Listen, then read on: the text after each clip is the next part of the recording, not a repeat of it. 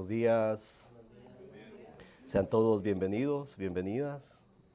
Es una bendición muy grande poder estar nuevamente aquí en la casa del Señor. Y le damos gracias al Señor porque Él es bueno. Dice la Biblia que Dios es bueno y su misericordia es para siempre. Vamos a continuar en esta mañana con nuestra serie acerca del carácter cristiano.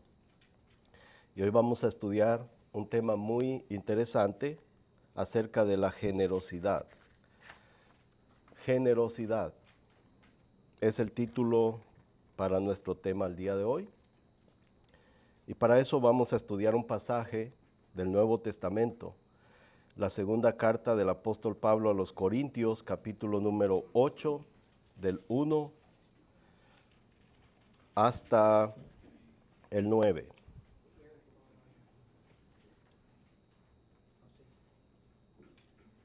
Segunda carta del apóstol Pablo a los Corintios, capítulo número 8, del 1 al 9. A mí se me olvidó subirle al aire hoy. Si quieren subirle un poquito. Subirle. Está frío, ¿verdad? A mí sí, yo sí. Pero muy poquito, ¿verdad?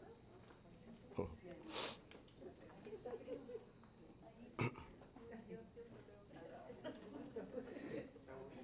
A él le gusta. Segunda a los Corintios 8, del 1 al 9. Y algún hermano o hermana que tenga voz de trueno que quisiera leer esta mañana. ¿Alguien?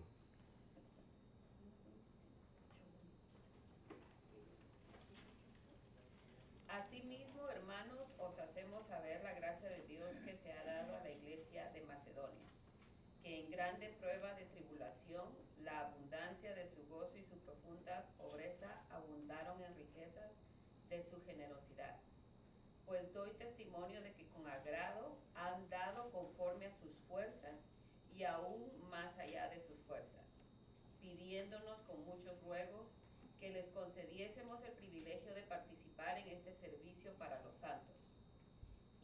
Y no como lo esperábamos, sino que asimismo se dieron primeramente al Señor y luego a nosotros por la voluntad de Dios. De manera que exhortamos a Tito para que tal como comenzó antes, asimismo acabe también entre vosotros esta obra de gracia.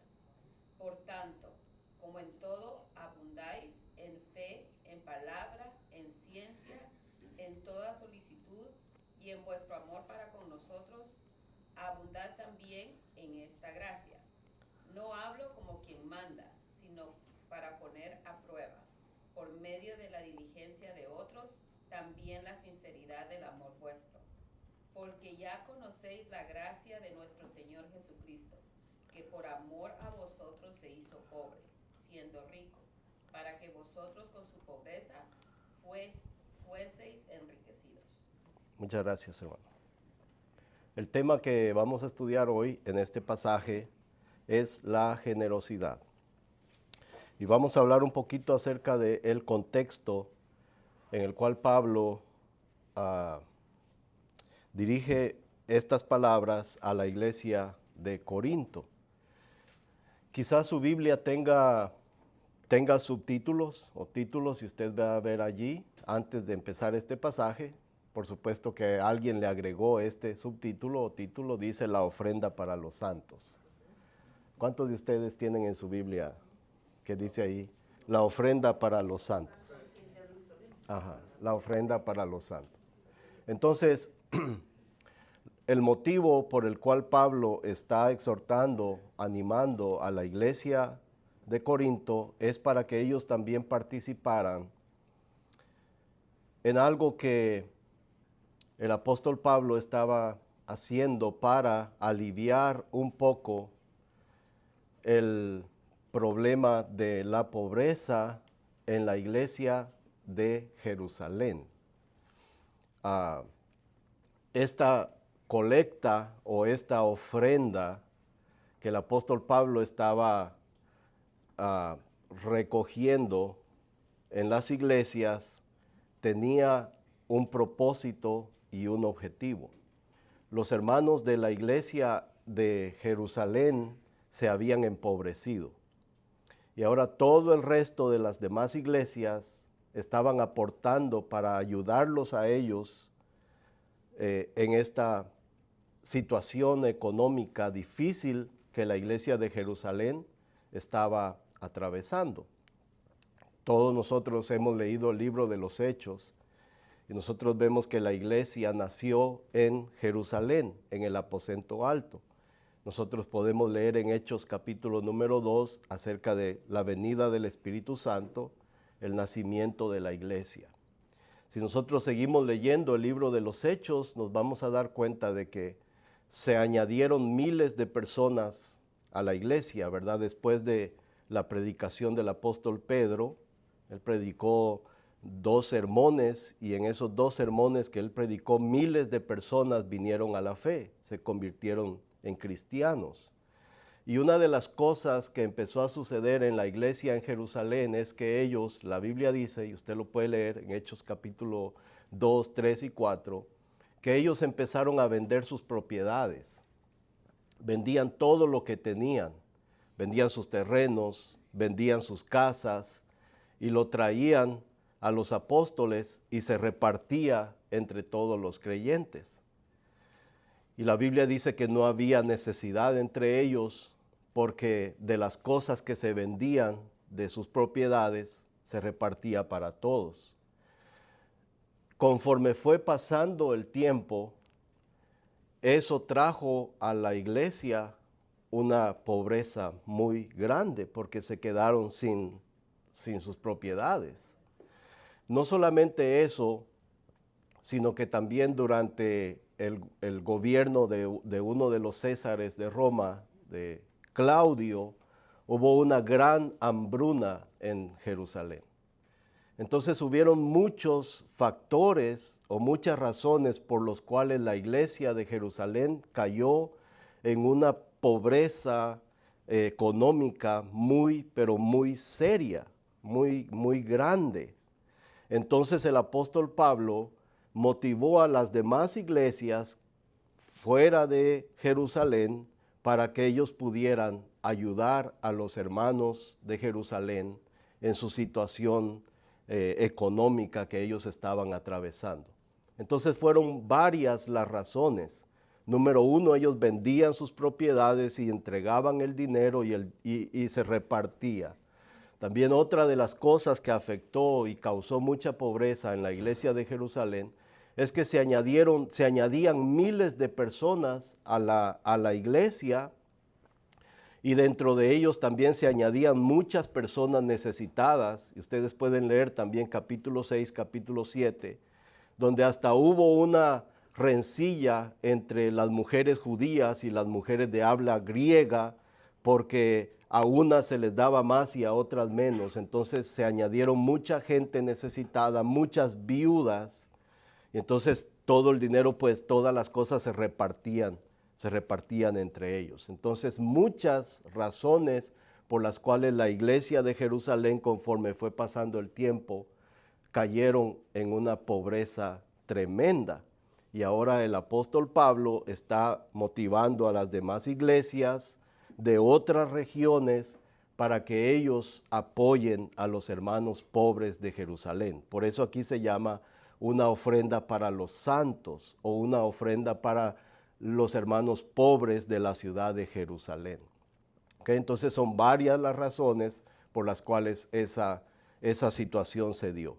Entonces ahora nosotros aquí vemos al apóstol Pablo motivando a los corintios, pero para motivar a los corintios el apóstol Pablo les pone el ejemplo de las iglesias de Macedonia. Las iglesias de Macedonia. Macedonia es una región que está ubicada al norte de Grecia. Hoy es un país libre y soberano. Pero en aquel tiempo Macedonia y Grecia como que eran 2 países distintos, pero se unieron o estaban unidos. Yo sé que ustedes han escuchado un poquito acerca de la historia de Macedonia, porque hasta el domingo pasado nosotros hablamos de un personaje muy, pero muy conocido en la historia, que fue Alejandro Magno o Alejandro el Grande. Bueno, Alejandro Magno no era 100% griego, él era macedonio o griego macedonio, ¿verdad? Que era una región unida. Entonces, esto se encuentra al norte de Grecia. Y allí en esa región el apóstol Pablo había predicado y había fundado varias iglesias. Entonces aquí en el versículo número 1 del capítulo 8 dice: asimismo, hermanos, os hacemos saber. Lo primero que el apóstol Pablo quiere que los corintios puedan entender es esta palabra: la gracia de Dios. La gracia de Dios que se ha dado a las iglesias, en plural, a las iglesias de Macedonia. Entonces, para poderlo entender un poquito más fácil, podríamos decir que Macedonia era un país, para que lo podamos entender. Y en ese país de Macedonia, el apóstol Pablo había fundado 3 iglesias. ¿Cuántas? Por eso está diciendo en plural las iglesias de Macedonia. ¿Cuáles eran estas iglesias? En primer lugar está la iglesia que estaba en la ciudad de Filipos. Después está otra iglesia que estaba en la ciudad de Tesalónica. Y después está otra iglesia que estaba en la ciudad de Berea. Nosotros encontramos en la Biblia una carta que se llama a los filipenses. Hay 2 cartas a los tesalonicenses y no hay carta para los bereanos, ¿verdad que no? Pero usted puede leer en Hechos capítulo 17 cuando Pablo fue a Berea. Y de hecho, si usted lee ahí, se va a dar cuenta que cuando el apóstol Pablo llegó allá, la Biblia dice que estos hermanos de Berea eran más nobles que los que estaban en Tesalónica, porque escudriñaban todos los días las escrituras. Pablo les enseñaba a ellos algo y ellos iban a la Biblia para saber si lo que Pablo les estaba diciendo estaba en la palabra de Dios.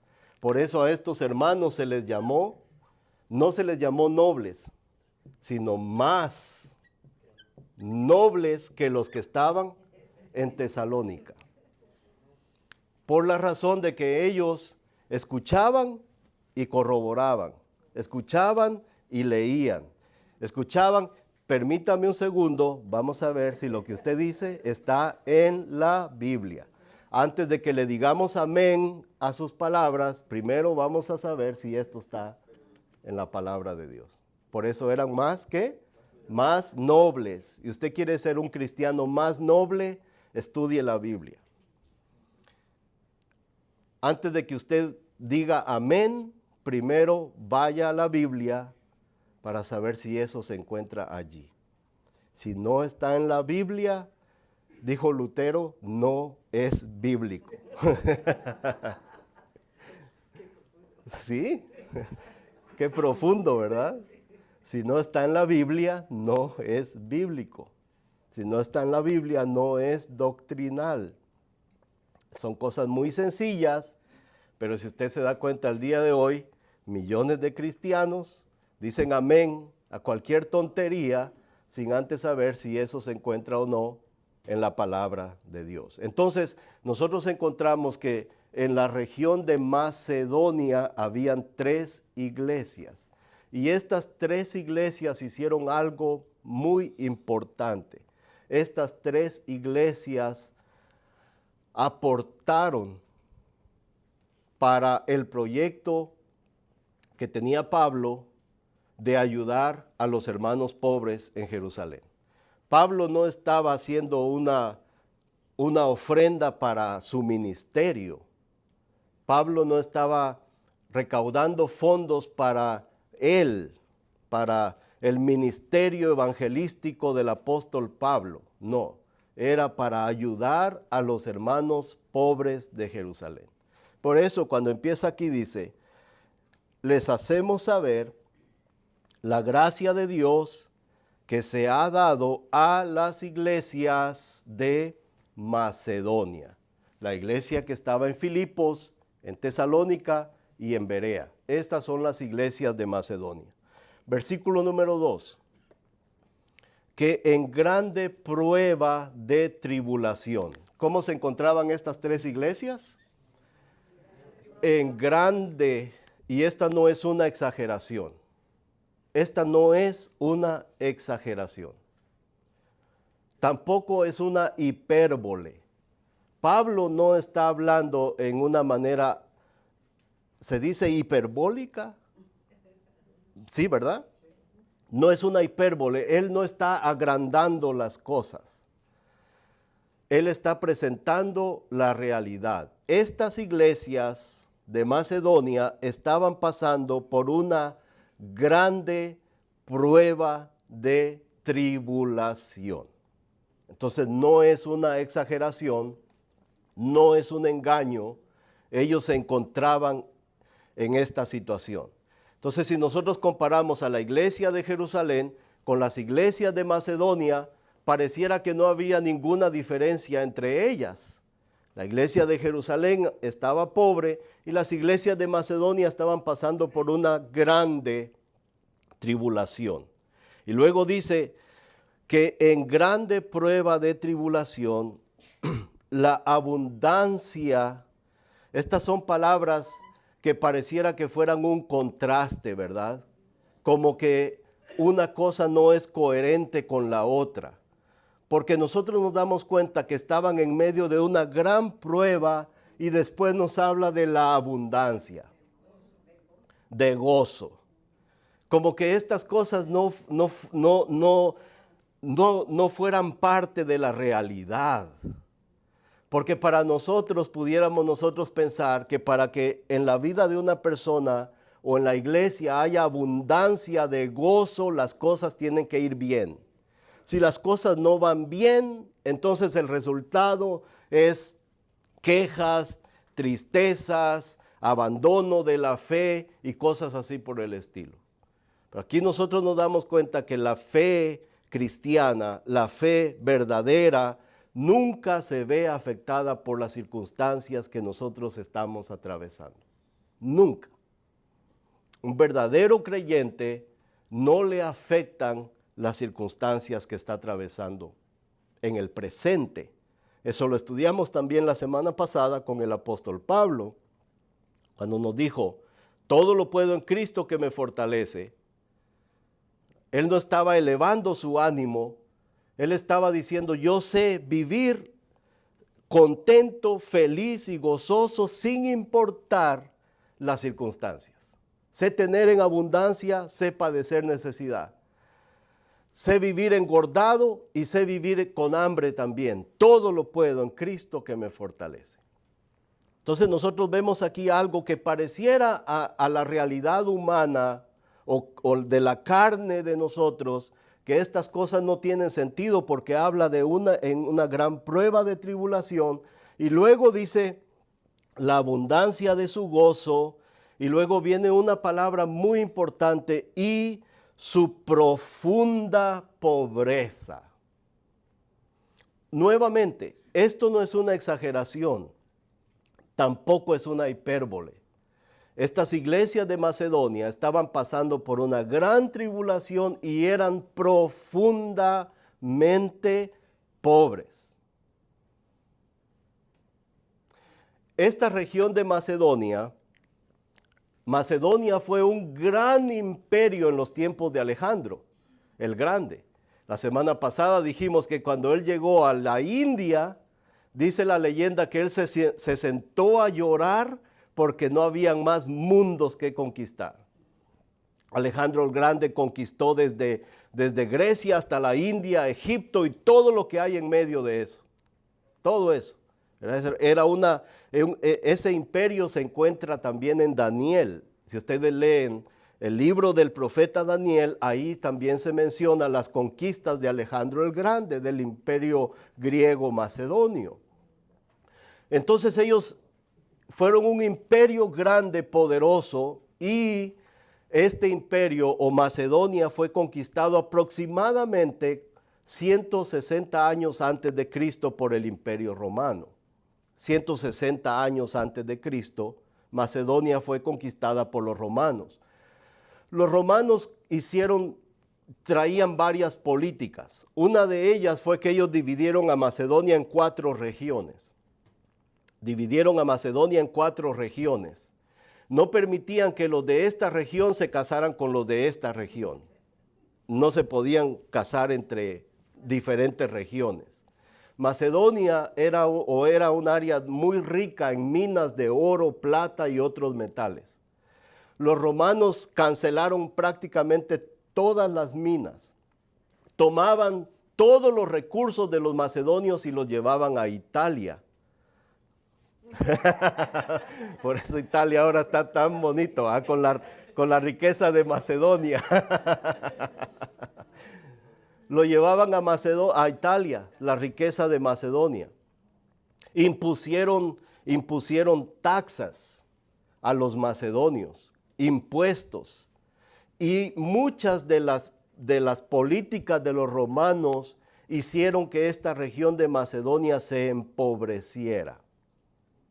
Y aquí nosotros estamos viendo el resultado.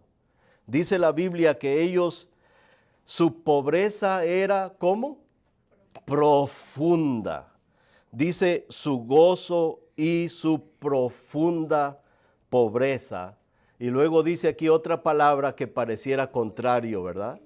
A pesar de su profunda pobreza, abundaron en riquezas de su generosidad.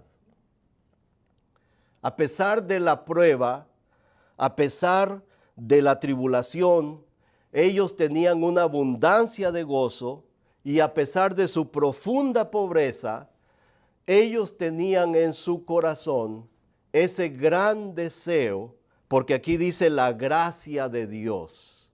Por la gracia de Dios ellos tenían, por la obra de Dios en su corazón, ellos también dijeron, nosotros también queremos ser parte. A pesar de nuestra pobreza, nosotros también queremos apoyar a nuestros hermanos en Jerusalén. Y ya leímos el versículo 2, dice el versículo 3, pues doy testimonio, dice Pablo, que con agrado han dado conforme a sus fuerzas y aún más allá de sus fuerzas. Entonces hay varias cosas muy importantes aquí que nosotros podemos aplicar a nuestra vida. Cuando nosotros, por ejemplo, estudiamos en la palabra de Dios lo que se trata acerca de dar, que es parte de la vida cristiana. En primer lugar, ellos dieron de su propia iniciativa, de su propia iniciativa. Ellos dieron de su propia iniciativa, ellos dieron voluntariamente,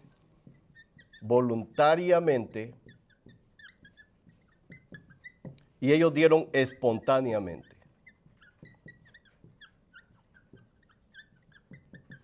Recuerden que eran pobres, profundamente pobres. Recuerden que estaban pasando en medio de una gran prueba y una gran tribulación. Pero a pesar de todo eso, por medio de la gracia de Dios, de la obra de Dios en sus corazones, ellos dieron de su propia iniciativa, dieron voluntariamente, dieron espontáneamente, y Pablo dice aquí que han dado conforme a ¿qué? A sus posibilidades. Conforme a sus posibilidades. Y aún más allá. ¿Qué nos quiere decir eso a nosotros acerca de la ofrenda o acerca de el dar nuestro, en este caso, para la obra de Dios? Bueno, que debe de ser voluntario. Debe de ser de acuerdo a la capacidad que usted tiene. En el momento en el que un predicador pone una cantidad, eso deja de ser ofrenda, deja de ser voluntario y se convierte en una obligación. Desde el momento en el que un predicador dice, hoy vamos a dar una ofrenda de $5,000, $1,000, $500, $100. Cuando dice, tráiganme 20 sobres, porque aquí hay 20 personas que hoy van a dar $1,000. ¿Quién es el primero? Y levanta su sobre. O sea, aquí está el sobre, venga. Yo sé que aquí hay 20 personas que hoy van a dar $1,000.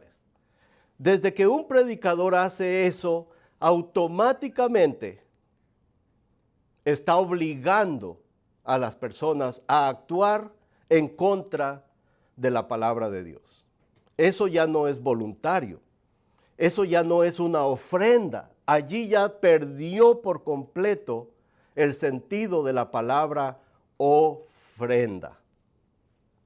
Ahora ya es una obligación. Y cada vez que se hace eso en una iglesia, eso es una manipulación.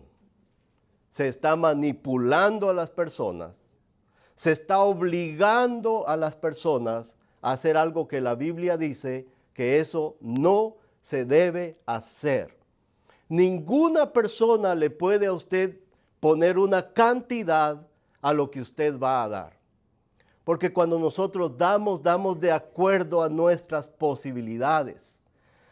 Damos de acuerdo a lo que tenemos, no a lo que no tenemos. Nosotros no podemos decir yo voy a hacer una promesa de $5,000 aunque no los tenga. Es ilógico, es antibíblico. ¿Cómo se le va a aceptar a una persona que se comprometa con la iglesia a dar $5,000 cuando no los posee, cuando no los tiene? Eso es un engaño. Que el día de hoy se va a practicar eso en miles de iglesias en Estados Unidos y en Latinoamérica también. Se va a obligar a las personas a que se endeuden. Se obliga a las personas a ponerle una gran deuda a sus tarjetas de débito. Yo he visto servicios en las iglesias donde les piden a las personas hasta los zapatos que traen puestos. No, literal. Hasta los zapatos pasan a dejar al púlpito. Eso es una cosa vergonzosa. Y eso es algo que no se debe hacer. Nosotros vemos aquí la motivación de Pablo, la alegría de Pablo de ver cómo los hermanos dieron de su propia iniciativa. Nadie les vino a torcer el brazo y nadie les vino a dar promesas que Dios no promete para sacarles el dinero de su bolsillo. Dieron de su propia iniciativa, fue algo totalmente voluntario, fue espontáneo y fue de acuerdo a su capacidad de dar. Y luego dice el versículo número 4. Miren aquí lo que ellos vieron. El privilegio de dar. El privilegio de dar. Dar en la obra de Dios es un privilegio. Anótelo ahí. Dar para la obra del Señor es un privilegio que Dios nos concede a nosotros los creyentes. Es un privilegio. El versículo número 4. Pidiéndonos los hermanos de Macedonia, los hermanos de Filipos, de Tesalónica y de Berea, pidiéndonos, vean esta iniciativa tan hermosa, con muchos ruegos que les concediésemos el privilegio de participar en este servicio para los santos. Se dan cuenta que cuando Dios es el que hace la obra en el corazón del creyente, no es necesario hacer falsas promesas de multiplicación de dinero. Cuando Dios hace la obra en nuestro corazón, nosotros entendemos que es un privilegio ser parte de la obra de Dios. Y no se trata solamente de dinero, se trata de nuestro tiempo, se trata de nuestro talento, se trata de nuestros dones, se trata de estar disponible. No es solo dinero, porque muchas veces lo único que vamos a dar, pero todo tiene un símbolo, ¿verdad? Ya no sirve esto. El bendito símbolo del dólar. Y no se trata solo de eso. Pero nosotros vemos aquí que a ellos vieron esto como un gran privilegio de poder ser parte y poder ayudar a los hermanos. Dice el versículo 5, que les concediésemos, dice el 4, el privilegio de participar en este servicio para los santos, y no como lo esperábamos, dice, sino que a sí mismos se dieron primeramente al Señor y luego a nosotros por la voluntad de Dios. De nada sirve que una persona ofrende, que una persona dé, si esa persona antes su vida no le pertenece a Cristo. Si su vida no le pertenece a Cristo, primero su vida debe pertenecerle al Señor. Dice aquí, no como lo esperábamos, sino que a sí mismos se dieron primeramente al Señor. Es decir, que primero su vida ya le pertenecía a Cristo. Y después de que su vida era totalmente de Cristo, entonces ellos ahora también dieron para apoyar a los hermanos, se dieron primeramente al Señor y luego a nosotros, y luego dice cómo, por la voluntad de Dios.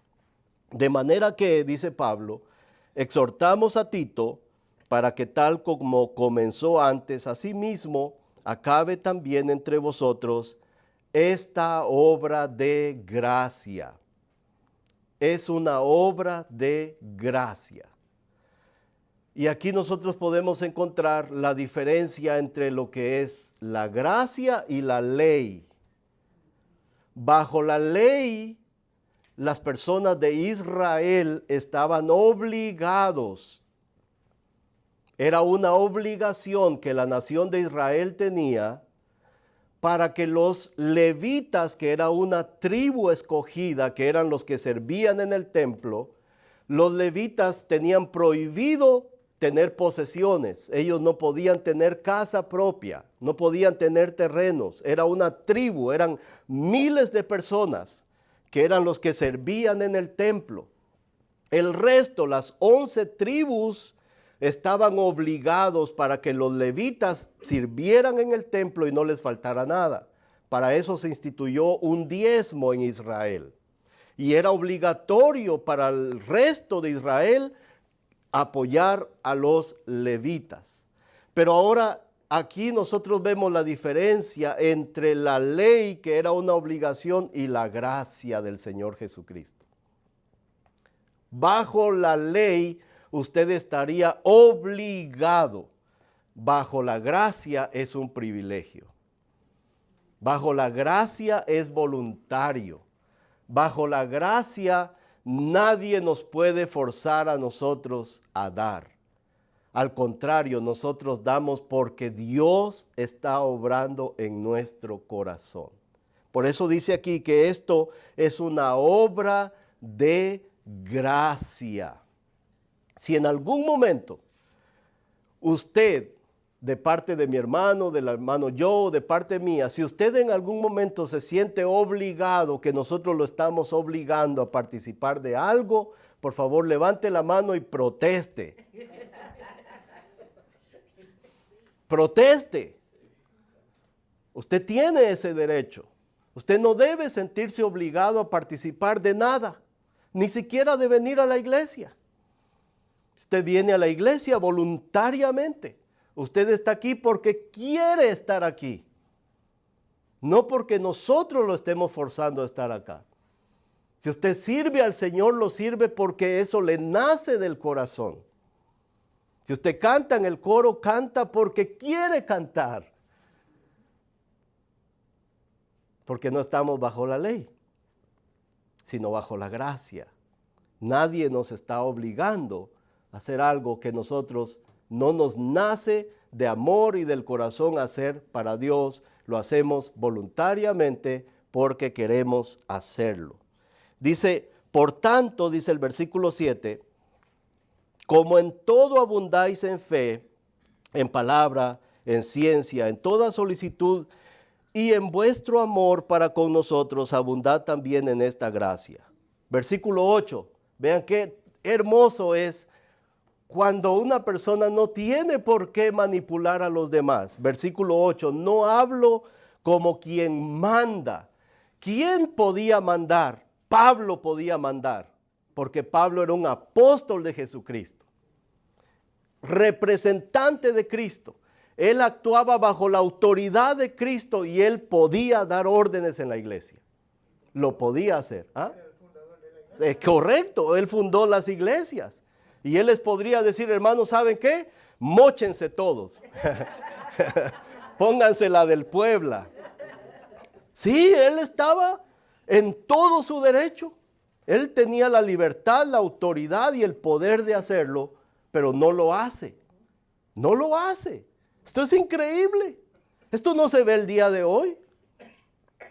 Vayan ustedes a cualquier otra iglesia y se van a dar cuenta la diferencia entre un verdadero siervo de Dios que no tiene necesidad de manipular las emociones de las personas, porque sabe que si Dios es el que hace la obra, Dios lo hace por medio de su gracia.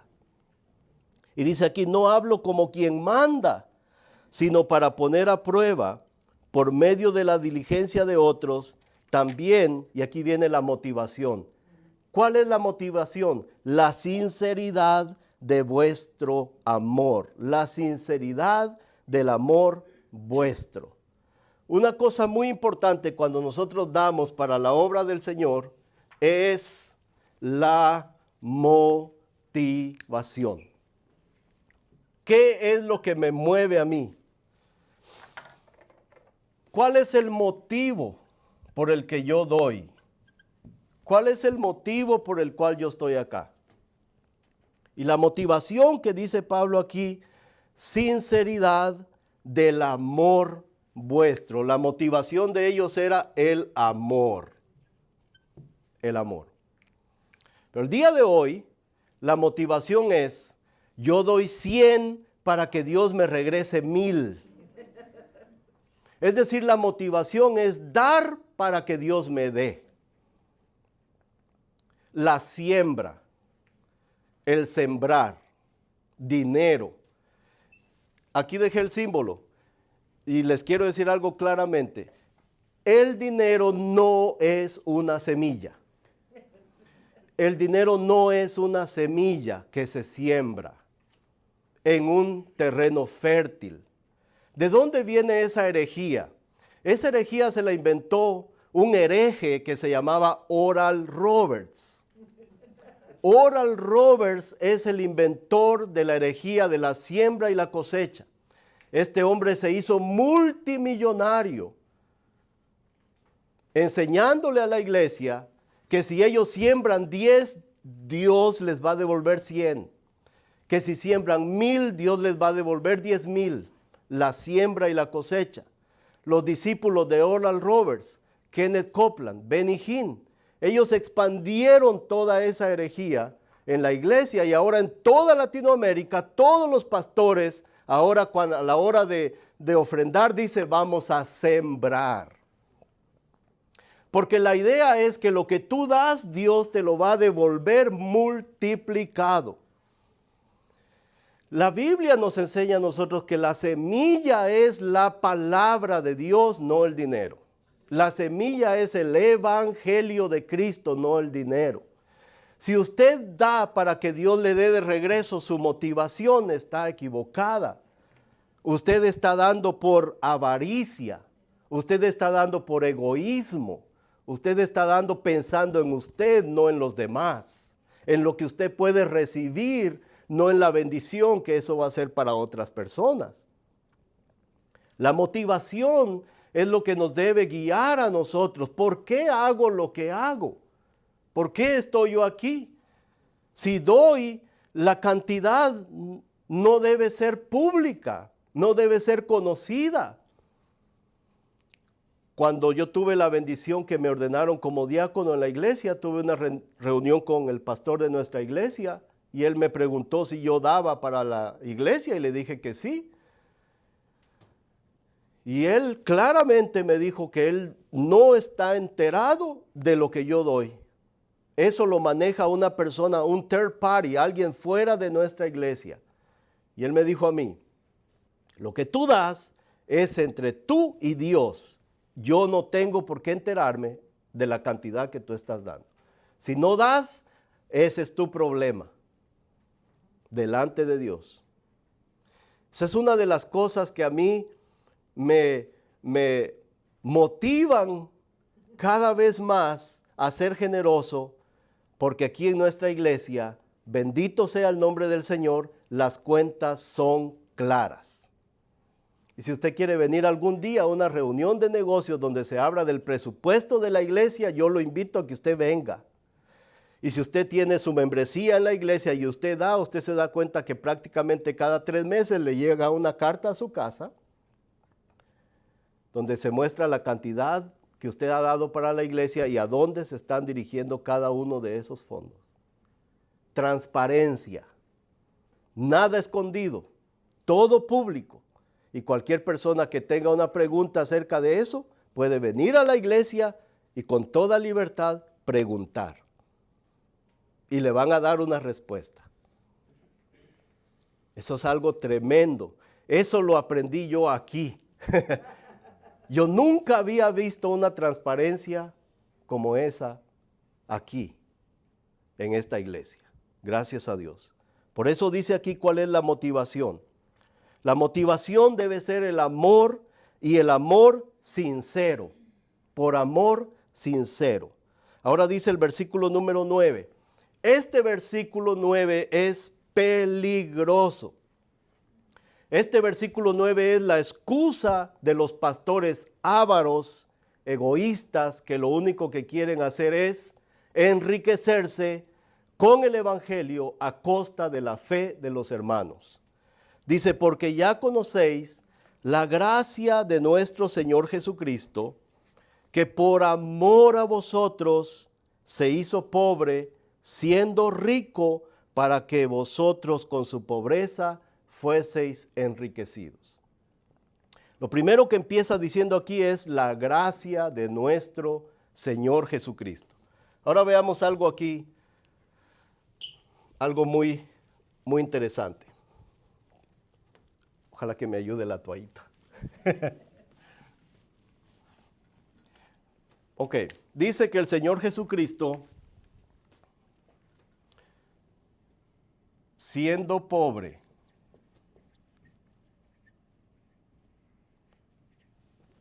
no, es al revés, ¿verdad? Siendo rico. Perdón, gracias. Siendo rico, ¿qué marcador este? Siendo rico, bueno, ahí está. Siendo rico, se hizo pobre. Siendo rico, ¿cuándo? Antes de la encarnación. Jesús es eterno. Jesús es Dios. Jesús siempre ha estado al lado del Padre. Jesús siempre, desde toda la eternidad, estuvo rodeado de majestad, de gloria. Siendo rico antes de su encarnación, se hizo pobre durante su encarnación. Cuando Jesús dejó su trono de gloria y se encarnó y nació aquí, en la Navidad, vino a hacerse como uno de nosotros, se hizo pobre, dejó todo voluntariamente. Cristo dijo, a mí nadie me quita la vida, yo la pongo por mis ovejas. Lo hizo de una manera voluntaria. Dejó su trono de gloria, dejó su gloria y vino a ser un ser humano como nosotros. Nació en una familia humilde y vivió sin riquezas en este mundo. No tenía una piedra donde recostar su cabeza. Siendo el dueño y el creador de todo, voluntariamente renunció para venir a ser como uno de nosotros, para que en su pobreza, dice la palabra, nosotros fuéramos enriquecidos. Cristo, este versículo es el evangelio de Cristo. Él vino a morir por nosotros en una cruz, para que por medio de su muerte y su resurrección nosotros pudiéramos recibir todas las riquezas espirituales que nosotros tenemos el día de hoy. Efesios capítulo 1, versículo 3. Bendito sea el Dios y Padre de nuestro Señor Jesucristo, el cual nos bendijo con toda bendición espiritual en los lugares celestiales en Cristo Jesús. Efesios 1, 3. El día de hoy, gracias a que Jesucristo, siendo rico, se hizo pobre, nosotros somos salvos. Nuestros pecados han sido perdonados. Hemos recibido el Espíritu Santo. Nosotros somos cristianos. Toda la abundancia de todas las riquezas espirituales que un día solamente se le habían prometido a los judíos o a la nación de Israel, ahora todos los gentiles tenemos acceso a Dios, tenemos entrada al Padre, somos llamados hijos de Dios. Cristo vino a morir por nuestros pecados para liberarnos del pecado y para que nosotros ahora podamos disfrutar de toda la riqueza espiritual por medio de su pobreza, por medio de su humillación, por medio de su muerte en la cruz del Calvario. Este versículo no es para que nosotros nos hagamos ricos o millonarios. Este versículo es para que nosotros nos humillemos delante del Señor. Y si aún no somos creyentes, que nos arrepintamos de nuestro pecado y pongamos toda nuestra confianza en el único que puede salvar, que es nuestro Señor Jesucristo. Bendito sea el nombre del Señor, que dejó todo, vino a este mundo, vivió una vida limitada, una vida humilde, murió en una cruz, fue sepultado y al tercer día resucitó, para que el día de hoy todo aquel que se arrepienta de su pecado y ponga su confianza en Cristo solamente, reciba la salvación de sus pecados. Amén. Vamos a orar. Señor, te damos gracias porque tú eres bueno, Señor. Gracias, Señor, por tu palabra. Gracias, Señor, porque nos has dado a nosotros el privilegio de participar de las cosas celestiales, de las cosas espirituales, Señor. Y ayúdanos, Señor, también a que nosotros podamos corregir nuestra motivación, tanto en el servicio cristiano, en la vida cristiana, y también, Señor, con el privilegio que tenemos de poder ser parte de tu obra, Señor. Te damos gracias, Jesús, por dejar tu gloria y venir a este mundo a padecer y a sufrir para que por medio de tu muerte en la cruz nosotros podamos hoy ser salvos, ser libres y bendecidos. Te damos gracias en el nombre de Jesús. Amén y amén.